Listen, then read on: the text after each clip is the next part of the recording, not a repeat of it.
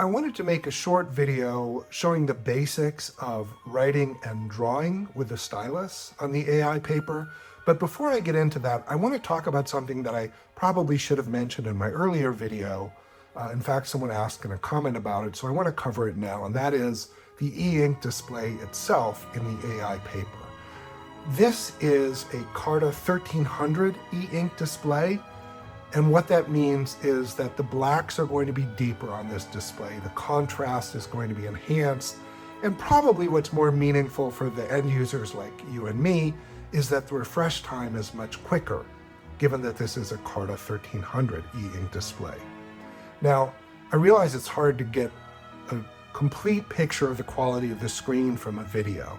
In fact, even if I were to take my camera and get some close-up shots to try to give you a better idea, which I will do, even that is second best to seeing the display in person. I hope that this gives you somewhat of an idea of what the display looks like, but seeing it in person will let you see how readable it is, how quick the response time is, and I hope you'll have a chance to do that sooner rather than later. But for now, I hope this will do. Now let's get into writing and drawing on the AI paper. I'm doing all this in the paper part of the tablet, but this would apply to really anywhere you can use the stylus. Let's start by looking at the different pen options that you have. There's 5 pen types and each has 5 different widths. So there are 25 looks that you can get, starting with a calligraphy pen. And just as is the case with a real-life calligraphy pen, the pen tip here is like a line, so that if you move in one direction, you get a thin line, and if you move in the other direction, you get a thick line. And that leads to an expressive line that's very good for lettering. And I'm by no means a calligrapher, but there's a nice hello for you. So that's the calligraphy pen. The next pen in order is the fountain pen.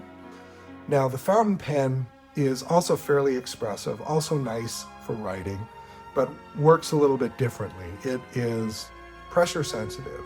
So if I start with a light touch and gradually increase the pressure on the stylus, you'll see the line gets thicker, and I think it's even more noticeable if I pick the boldest line of all.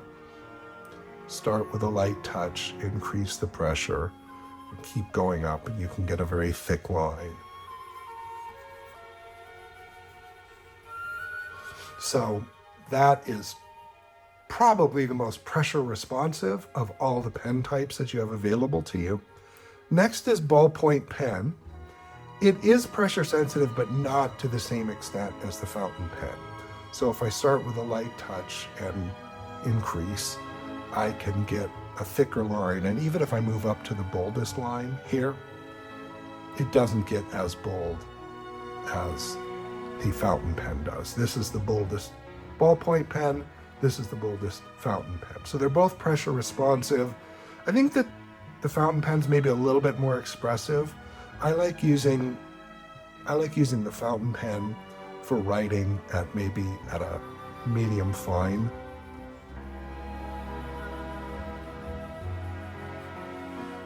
Width.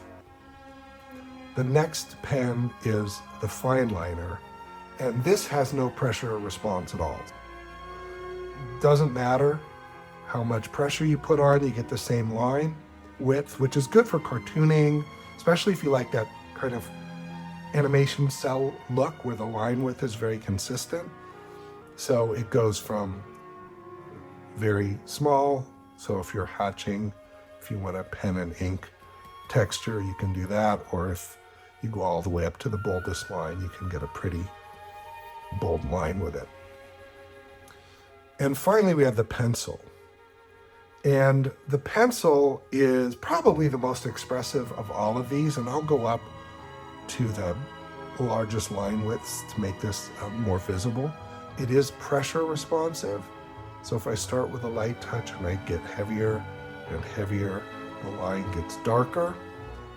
But it's also tilt responsive, so if I go perpendicular to the screen and make some lines, I get one width, and if I go with a tilt, I can scribble in, fill in areas of color, and still with pressure sensitivity. So if I use less pressure, I can get a lighter fill. And you'll also notice that there is a simulated pencil-led interaction with paper texture to give you a little bit of texture that you can't really get with the other pen types. You can get, obviously if you draw the texture, you can get some texture, but here the texture is built in. So those are the 5 pen types, including one pencil. Now I want to show you how you can build up artwork using layers. So if I wanted to start, maybe I'm going to do a sketch of a friend and I want to rough out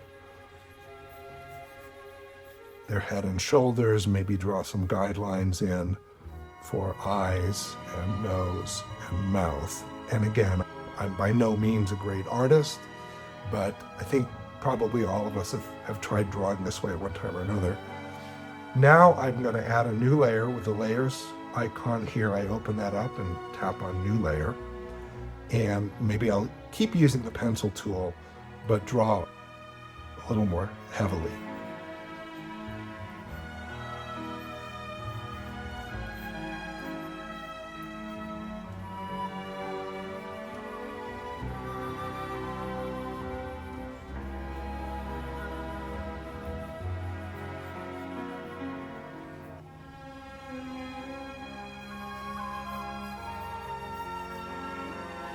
So I can rough in the features. And again, not a great artist, but that's my second layer. And obviously in a real situation, I'm sure you would take much more time than I am here. But then next, maybe I can go to that fine liner, maybe a medium line, and draw in, and it's not going to look great at this stage, a little bit more rendered look. And again, you'd want to take more time to do this if you were trying to get some quality artwork on your AI paper. But just to show you the principle of how you can build up a drawing, maybe I'll put a little shadow under here. Add a collar to the shirt, and some hair, just to give you an idea. And then what you do is you go back to the layers menu and you get rid of that rough out layer 2 by clicking on the little trash can, and I'll get rid of the pencil layer. Oh, I forgot his mouth. By clicking on that, and you can build up artwork pretty nicely using this approach. Non-destructive art layer approach to create a sketch, and I'm very confident that anyone watching this video can do better than I have done here. Finally, I want to show you some of the built-in drawing tools for shapes. We've all tried to draw a circle and not gotten a very perfect circle, but if you draw a circle and don't lift your stylus, the AI paper will convert it to a more perfect circle. This isn't a perfect circle in this case. It's a little bit squashed, but if I touch my finger down, it converts it to a perfect circle. And you can do squares this way. And again, to make it a perfect square, I tap my finger down.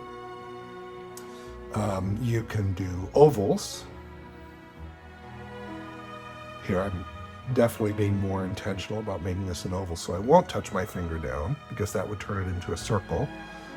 Triangles. And again, you can clean this up a little bit by touching your finger, makes it into an equilateral triangle. And a diamond. Oh, it was too close to being a square. Let's see if this does any better. That made it into a parallelogram, but that's one of the other ones that you can do. Nice parallelogram. Let's see if I can get a diamond out of it. Oh, I don't think I have the knack of drawing a diamond, but it will recognize that shape. And you can do straight lines. Just hold your stylus down and you can move it, and by touching your finger down, it will restrict it to fewer angles. You'll see it's adjusting. So if you want a perfectly vertical line and a perfectly horizontal line, you can use your finger to get a nice right angle. You can also create arrows. This is a little trickier, I've found, but by drawing the line rather, and then, sorry, I'm just mastering this. By drawing the line, pulling back, and then touching your finger down, you convert it to an arrow.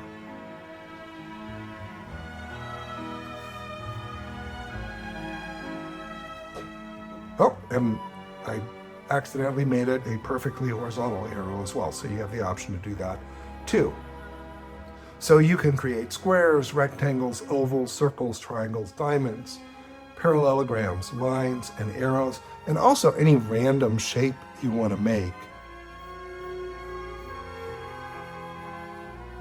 It will do its best to try to clean it up.